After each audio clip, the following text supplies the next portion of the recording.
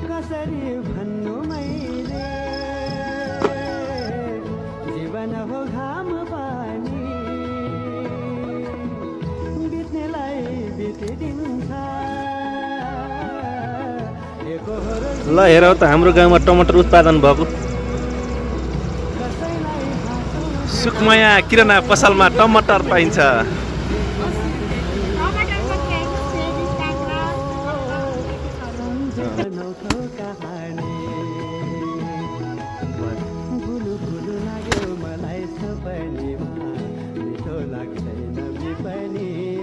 यो बारी सकिसक्यो। आजबाट 4 जनाले यहाँ काम गरिरहनु भएको। यो बारीमा हामीले खुर्सानी लाउँदै थियौँ। आज बाजेको बर्थडे।